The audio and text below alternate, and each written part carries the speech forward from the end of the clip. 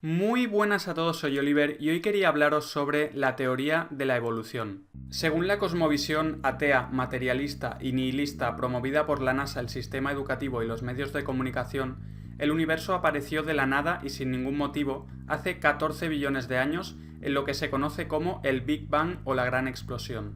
A lo largo de millones de años, toda esa materia que surgió de la nada tomó la forma de planetas y estrellas, que según la ciencia moderna son esferas gigantes viajando a millones de kilómetros por hora por el espacio exterior. Después, en uno de estos planetas llamado Tierra, apareció, también de la nada y sin ningún motivo, la primera forma de vida a partir de materia inerte. Esta primera forma de vida unicelular evolucionó a lo largo de millones de años hasta convertirse en un ser humano con conciencia. No obstante, igual que sucede con la teoría heliocéntrica y la teoría del Big Bang, veremos que la teoría de la evolución también se basa en fantasías y suposiciones que jamás han sido probadas mediante el método científico. La teoría de la evolución surgió en 1859 con el libro El origen de las especies, de Charles Darwin. Según la definición oficial, la evolución biológica es el cambio en herencia genética, fenotípica y genotípica de las poblaciones biológicas a través de las generaciones, y que ha originado la diversidad de formas de vida que existen sobre la Tierra a partir de un antepasado común. Toda la vida en la Tierra, por tanto, procede de un último antepasado común universal que existió hace aproximadamente 3.500 millones de años. La idea que planteó Darwin es que los individuos que se adaptaron a su hábitat de la mejor manera transfirieron estas cualidades a las subsecuentes generaciones. Estas cualidades beneficiosas se acumularon con el tiempo y transformaron al individuo en una especie totalmente diferente a la de sus ancestros. Según Darwin, el hombre sería la consecuencia más desarrollada de este imaginario mecanismo, al que llamó evolución por selección natural. Creyó que había encontrado el origen de las especies. El origen de una especie era otra especie. No obstante, el propio Darwin era consciente de las dificultades que presentaba su teoría, y las publicó en un capítulo de su libro bajo el nombre de Dificultades de la teoría. Estas dificultades consistían principalmente en los registros fósiles, en los complejos órganos de los seres vivos y en sus instintos. Harun Yahya escribió: cabe mencionar que en la época de Darwin la vida solo podía ser estudiada con una tecnología muy primitiva e inadecuada. Campos de la ciencia como la genética o la bioquímica ni siquiera existían como concepto, por lo que sus teorías dependían completamente de su capacidad imaginativa. El descubrimiento en la década de los 50 de la estructura del ADN supuso un duro golpe para la teoría de la evolución, ya que se reconoció la extrema complejidad que hay detrás de cualquier forma de vida. Ante estos descubrimientos, la comunidad científica oficial, defensora de la idea de Darwin, salió con explicaciones alternativas con tal de mantener viva su teoría de la evolución. Una de estas explicaciones fue la supuesta existencia de mutaciones aleatorias que producirían la evolución de las especies. Durante las décadas posteriores al descubrimiento de la molécula del ADN, el neodarwinismo trató de probar mediante experimentos fallidos que pueden existir mutaciones beneficiosas en los genes de los seres vivos, a pesar de que ya se había comprobado que toda mutación en los genes de los seres vivos es dañina. El biólogo B. G. Ranganathan escribió: las mutaciones no añaden ninguna información nueva al ADN. Como consecuencia de las mutaciones, las partículas que forman la información genética son arrancadas de su lugar, destruidas o movidas a otro sitio. Las mutaciones no pueden hacer que un ser vivo adquiera un nuevo órgano o un nuevo rasgo. Solo causan anormalidades como una pierna saliendo de la espalda o una oreja saliendo del abdomen. Todos los esfuerzos por generar una mutación beneficiosa han fracasado. Durante décadas, evolucionistas han llevado a cabo varios experimentos para producir mutaciones en moscas de la fruta, ya que estos insectos producen una nueva generación cada 11 días, y por tanto las mutaciones aparecerían rápido. Generación tras generación de estas moscas de la fruta fueron mutadas, pero ninguna mutación beneficiosa fue observada.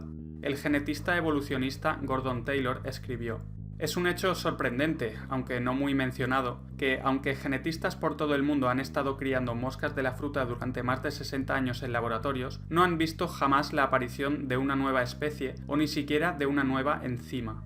Harun Yahya escribió: mientras que sí existe la microevolución, es decir, pequeños cambios y adaptaciones dentro de una misma especie, lo que nunca se ha observado en el mundo real es la macroevolución, es decir, la supuesta transformación de una especie a otra totalmente distinta. Los registros fósiles tampoco muestran que esta macroevolución ocurriera en ningún momento de la historia. Colin Patterson, paleontólogo en el Museo Británico de Historia Natural en Londres, dijo: «Nadie ha producido jamás una especie mediante los mecanismos de la selección natural, ni siquiera se ha acercado a hacerlo. La mayoría de la controversia en el neodarwinismo es sobre este problema». Según la teoría de la evolución, cada especie ha surgido de una anterior.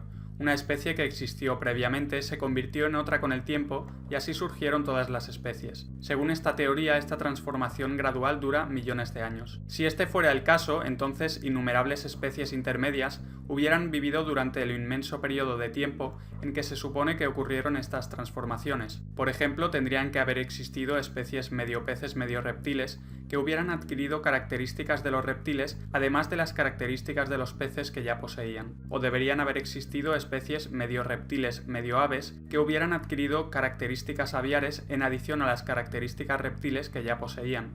Los evolucionistas llaman a estas imaginarias criaturas especies intermedias. Si realmente existieron tales animales, hubiera habido millones, incluso billones de ellos. Y lo más importante, los restos de estos animales estarían presentes en los registros fósiles. Incluso el propio Darwin era consciente de la ausencia de estas especies intermedias, y su esperanza era que se encontraran en un futuro. El famoso paleontólogo británico Derek Eiger dijo: «Al examinar los registros fósiles a fondo, no encontramos evidencia de una evolución gradual, sino de la repentina explosión de una especie a expensas de otra».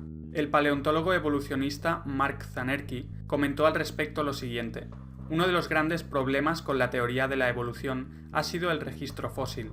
Este registro nunca ha mostrado señales de las hipotéticas especies intermedias de Darwin. En su lugar, las especies aparecen y desaparecen abruptamente, y esta anormalidad ha alimentado el argumento creacionista de que cada especie ha sido creada por Dios». Harun Yahya escribió: «Los evolucionistas creen que los invertebrados marinos evolucionaron durante millones de años hasta convertirse en peces. Sin embargo, no existe ninguna evidencia ni registro fósil que demuestre la evolución entre estos invertebrados y los peces. Los invertebrados y los peces tienen enormes diferencias estructurales. Los invertebrados tienen sus tejidos duros en el exterior de su cuerpo, mientras que los peces son vertebrados que los tienen dentro de su cuerpo. Una evolución tan enorme hubiera llevado billones de pasos hasta completarse, y tendrían que haber billones de especies intermedias mostrando estos pasos. Evolucionistas han buscado en los registros fósiles durante los últimos 150 años para ver si encontraban estas especies intermedias. Han encontrado millones de fósiles de peces e invertebrados por separado, pero nadie ha encontrado jamás ni siquiera un solo fósil de una especie intermedia». El escenario que plantea la teoría de la evolución va un paso más allá y afirma que los peces, supuestamente evolucionados a partir de los invertebrados, se transformaron en anfibios. Pero no hay ni siquiera un solo fósil que verifique la existencia en algún momento del pasado de una criatura medio pez, medio anfibio. Harun Yahya escribió: «Es obvio que un pez no puede sobrevivir fuera del agua más de 2 minutos. Si asumimos que hubo una sequía, tal y como afirman los evolucionistas, y por alguna razón los peces se vieron arrastrados hacia la Tierra, ¿qué pasaría con esos peces, aunque el proceso durase millones de años? La respuesta es simple. Los peces que abandonen el agua morirán en muy poco tiempo. Incluso si este proceso durara 10 millones de años, la respuesta seguiría siendo la misma. Todos los peces morirían uno por uno. A nadie se le ocurriría decir: quizás al cabo de 4 millones de años algunos peces desarrollarían pulmones mientras intentan sobrevivir. Esta afirmación sería sin duda ilógica. Sin embargo, eso es exactamente lo que afirman los evolucionistas. La evolución afirma que la vida se originó y evolucionó en el mar y luego fue transportada a la Tierra por anfibios. Esta teoría también mantiene que los anfibios evolucionaron en reptiles, que son criaturas que solo viven sobre tierra. Este escenario es de nuevo imposible debido a las grandes diferencias estructurales entre las dos clases de animales. Por ejemplo, el huevo de los anfibios está creado para desarrollarse en el agua, mientras que los huevos amnióticos están creados para desarrollarse en la tierra. No hay ninguna evidencia en el registro fósil de la existencia de ninguna especie intermedia que relacione a los anfibios con los reptiles. El paleontólogo Robert Carroll admitió lo siguiente: «Los primeros reptiles eran muy diferentes a los anfibios y sus ancestros comunes no pueden ser encontrados». La imaginación de los evolucionistas no acaba ahí, ya que también afirman que posteriormente los reptiles desarrollaron alas y evolucionaron en aves. Las alas, que son la excepcional característica de las aves, presentan un gran problema para los evolucionistas. El evolucionista turco Engin Korur confirmó lo siguiente: la característica común de los ojos y de las alas es que solo pueden funcionar si están completamente desarrollados. En otras palabras, un ojo medio desarrollado no puede ver, un ave con alas medio desarrolladas no puede volar. Cómo se formaron estos órganos es un misterio de la naturaleza que todavía tiene que ser explicado. Harun Yahya escribió: no hay ninguna forma de explicar cómo los brazos frontales de un reptil se pudieron transformar en alas perfectamente funcionales como resultado de una distorsión genética o mutación. Más aún, las alas no son suficientes para que un organismo terrestre pueda volar, pues estos carecen de otros mecanismos estructurales que las aves usan para volar. Por ejemplo, los huesos de las aves son mucho más ligeros que los huesos de los animales terrestres. Sus pulmones funcionan de una manera muy diferente, tienen un sistema muscular y esquelético muy diferente y un sistema circulatorio muy especializado. Estas características son tan necesarias como las alas para poder volar, y debieron existir todas al mismo tiempo. No podrían haber aparecido gradualmente de forma acumulativa. Para culminar esta teoría evolutiva, también mantienen que los reptiles evolucionaron posteriormente en mamíferos. Sin embargo, hay grandes diferencias entre ambas clases. Los mamíferos son animales de sangre caliente, pueden generar su propio calor y mantenerlo a un nivel estable, dan lugar a un nacimiento con vida, amamantan a sus crías y sus cuerpos están cubiertos de pelos o pelaje. Los reptiles, por otro lado, son de sangre fría, ponen huevos, no amamantan a sus crías y están cubiertos de escamas. El escritor de ciencia evolutiva Roger Lewin escribió: la transición hacia el primer mamífero, que probablemente ocurrió en uno, como mucho dos linajes, todavía es un enigma. Más aún, cuando los mamíferos aparecieron repentinamente, ya eran muy diferentes entre sí. Animales tan diferentes como los murciélagos, caballos, ratones y ballenas son todos mamíferos y todos surgieron durante el mismo periodo geológico. Establecer una relación evolutiva entre ellos es imposible incluso haciendo uso de toda nuestra imaginación. Harun Yahya escribió: la idea de la evolución humana y del hombre mono es otra fabricación más por parte de los evolucionistas. El registro fósil indica que a lo largo de la historia los hombres han sido hombres y los simios han sido simios. No se ha encontrado ninguna especie intermedia ni ningún eslabón perdido.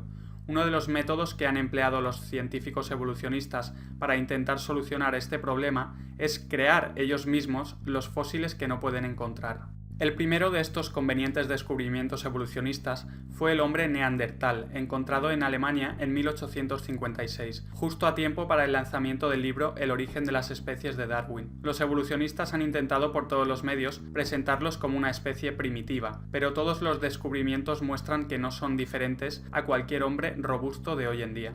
Eric Trinkaus, un prominente paleoantropólogo de la Universidad de Nuevo México, escribió: comparaciones detalladas de los restos de esqueletos de neandertales y esqueletos de humanos actuales han mostrado que no hay nada en la anatomía neandertal que indique que tenían habilidades locomotoras, manipulativas, intelectuales o lingüísticas inferiores a aquellas que tienen los humanos hoy en día. El siguiente descubrimiento evolucionista fue en 1892 en Java, Indonesia, y fue realizado por Eugene Dubois, que casualmente fue aprendiz de Ernst Haeckel, conocido por llevar a cabo el fraude evolucionista de los embriones y por el que fue condenado. Dubois encontró la parte superior de un cráneo, un hueso de pierna, un fragmento de mandíbula y 3 dientes, a partir de los cuales se hizo una reconstrucción del hombre de Java. Durante los siguientes 10 años, el hombre de Java fue el objeto de más de 80 libros y recibió el nombre científico de Homo erectus erectus. Sospechosamente, a los expertos en la materia se les privó el acceso a estos restos durante más de 30 años. Finalmente, Dubois se vio presionado y accedió a permitir el análisis de los restos por parte de los expertos. Los expertos descubrieron que los dientes eran de distintas edades y que los huesos eran una mezcla de huesos humanos y huesos de simios normales y corrientes, por lo que quedó demostrado que el hombre de Java no era más que una fabricación evolucionista más. El siguiente en la lista es el hombre de Piltdown, conocido por ser uno de los mayores fraudes en la historia de la ciencia, principalmente porque se creyó verdadero durante más de 40 años. La historia empezó en 1912 con el descubrimiento de unos restos óseos, en concreto un cráneo parcial, un diente suelto y una mandíbula con dientes. La mandíbula era parecida a la de los simios y el diente y el cráneo parecido al de los hombres. Eso bastó para que los medios enseguida afirmaran que se trataba del eslabón perdido que probaba la evolución del ser humano. Durante más de 40 años se escribieron numerosos artículos científicos sobre el hombre de Piltdown, se hicieron muchas interpretaciones y dibujos, se escribieron más de 500 tesis doctorales sobre el tema y expertos aclamaban el descubrimiento. No obstante, comenzaron a surgir cada vez más dudas sobre la antigüedad y el origen de estos restos. Finalmente, el dentista Marston determinó que la mandíbula de ese esqueleto correspondía a un orangután, el diente suelto a un mono y el cráneo a un hombre. En 1953, Joseph Weiner hizo un análisis completo y reveló al público el fraude. El cráneo pertenecía a un hombre de hace 500 años y la mandíbula era de un orangután que había fallecido recientemente. Los dientes habían sido especialmente ordenados de una cierta manera y colocados en la mandíbula, y la superficie molar fue rellenada para que se pareciera a la de un humano. Después, estas piezas habían sido tintadas con dicromato de potasio para darles una apariencia antigua. Sir Wilfred Legros Clark, que estaba en el equipo que destapó el fraude, dijo lo siguiente sorprendido: las evidencias de que las piezas habían sido abrasadas artificialmente saltaban a la vista. Se veía tan claramente que no puedo evitar preguntarme cómo es posible que no se detectara antes. Después del descubrimiento del fraude, el hombre de Piltdown fue rápidamente retirado del Museo Británico, donde había sido expuesto durante 40 años como prueba de la evolución. El hombre de Nebraska es el siguiente fraude de la ciencia evolutiva. En 1922, Henry Fairfield Osborn, director del Museo Americano de Historia Natural, declaró que había encontrado un diente molar fósil en Nebraska, que databa de la época del Plioceno, hace unos 4 millones de años. Se dijo que este diente guardaba características tanto del hombre como del simio, y enseguida las autoridades apoyaron el descubrimiento de Osborn. A partir de ese único diente se dibujaron reconstrucciones tanto de la cabeza como del cuerpo entero del hombre de Nebraska. Más aún, el hombre de Nebraska fue dibujado junto a una mujer y a un hijo, como si fueran una familia completa en un entorno natural. Todo esto se desarrolló a partir de un solo diente. Los científicos evolucionistas habían puesto tantas esperanzas en esta historia que cuando un investigador llamado William Bryan se opuso a estas conclusiones precipitadas por haber sido sacadas a partir de un solo diente, fue criticado duramente por los científicos evolucionistas. No obstante, en 1927 se encontraron otras partes del esqueleto y no pertenecían a un hombre ni a un simio. Se descubrió que pertenecían a una especie extinta de jabalí americano llamado Proscenops. Después de este nuevo fiasco, todos los dibujos del hombre de Nebraska junto a su familia imaginaria fueron removidos rápidamente de la literatura evolucionista. El caso de Ota Benga no es menos bochornoso. A principios del siglo XX los científicos evolucionistas creían que todavía existían especies intermedias entre los simios y los hombres, por lo que fueron en su búsqueda. Esto llevó a la captura de Ota Benga en 1904. Ota Benga era una persona de raza negra con mujer y 2 hijos. Fue llevado a Estados Unidos encadenado y enjaulado, donde fue expuesto por científicos evolucionistas junto a varios simios como la especie intermedia más parecida al hombre. 2 años después lo trasladaron al Zoo de Bronx, en Nueva York, y ahí lo exhibieron bajo la denominación de antepasados del hombre, junto a unos cuantos chimpancés, un gorila y un orangután. El director evolucionista del zoo dio largas charlas sobre lo orgulloso que estaba de tener a esta especie intermedia y trataba al enjaulado Ota Benga como si fuera un animal más. Incapaz de soportar la manera en que lo trataban, Ota Benga acabó suicidándose. Posteriores descubrimientos como el hombre de Pekín en 1927 en Beijing o Lucy en 1974 en Etiopía acabaron siendo simples restos de simios, y el descubrimiento en Kenia del niño Turkana en 1984 resultó ser el esqueleto de un hombre normal y corriente. Vemos por tanto que todos los supuestos descubrimientos de hombres mono no son más que fraudes y fabricaciones. Harunyaya escribió: la reconstrucción es un dibujo o modelo de un ser vivo basado en un solo hueso, a veces incluso de un solo fragmento que ha sido desenterrado. Los hombres mono que vemos en periódicos, revistas o películas son todo reconstrucciones. Los fósiles que presentan como evidencia de la evolución humana son en realidad fraudes. Como la gente es especialmente susceptible a la información visual, estas reconstrucciones sirven muy bien el propósito de los evolucionistas, que es convencer a la gente de que estas criaturas reconstruidas realmente existieron en el pasado. Toda la evidencia paleontológica, biológica y anatómica demuestra que la teoría de la evolución no es más que un engaño basado en fraudulentos descubrimientos, imaginarias reconstrucciones y fantasiosos dibujos. Sin embargo, esta teoría pseudocientífica es enseñada en los colegios de todo el mundo como si fuera un hecho probado, cuando no es más que una fantasía diseñada para hacernos creer que somos un accidente de la naturaleza y un producto del azar. La realidad, no obstante, es que tanto la evidencia científica como la lógica indican que nuestro mundo ha sido creado y diseñado por una mente inteligente. Si eres nuevo al canal, suscríbete, ya que seguiré hablando sobre estos temas, y como siempre, muchas gracias a todos por estar ahí y hasta el próximo vídeo.